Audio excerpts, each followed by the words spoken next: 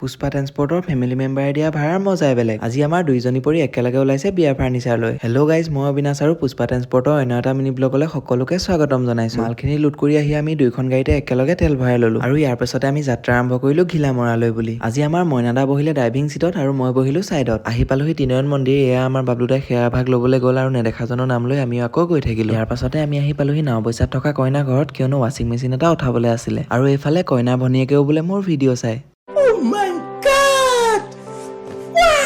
এতিয়া আহি পালোহি লখিমপুৰ বাইপাছ। আৰু আজি বাইপাছেৰে নগৈ টাউনৰে যোৱা কাৰণটো হৈছে লখিমপুৰত থকা গগৈদাৰ হোটেল, আৰু ইয়াত অতি কম মূল্যত একেবাৰে ঘৰুৱা খানা পোৱা যায়। গতিকে আমি এসাঁজ পেট ভৰাই খাই ওলাই দিলো আমাৰ গন্তব্যস্থানলৈ। আৰু আমি আহি ঘিলামৰা পোৱালে আবেলিয়ে হ'ল। ইয়াৰ পাছতে আমি আহি দৰাঘৰ পালোহি আৰু এখন এখনকৈ গাড়ী দুখন খালী কৰি ললো। আৰু এয়া দেখিছেনে, আজি গাড়ী দুখন একেবাৰে যেনে তেনেহে গেটৰ ভিতৰলৈ সোমাইছিলে, নহলে লাগিয়ে গ'লহেঁতেন। আৰু মালখিনি খালী কৰাৰ পিছতে আমাক চাহ খাবলৈ দিলে। আজিৰ এই ভাড়াটো দিছিলে কইনা মানে প্ৰিয়ংকা বায়ে, আৰু বায়ে আমাৰ পুষ্পা ট্ৰেন্সপৰ্টৰ ভিডিঅ' চাই। গতিকে এই ভিডিঅ'টোৰ মাধ্যমেৰে বালৈ আমি অশেষ ধন্যবাদ জ্ঞাপন কৰিলো। তেতিয়াহ'লে আজিলৈ ইমানে। আকৌ আপোনালোকক লগ পাম অন্য এটা ভিডিঅ'ত। Bye bye.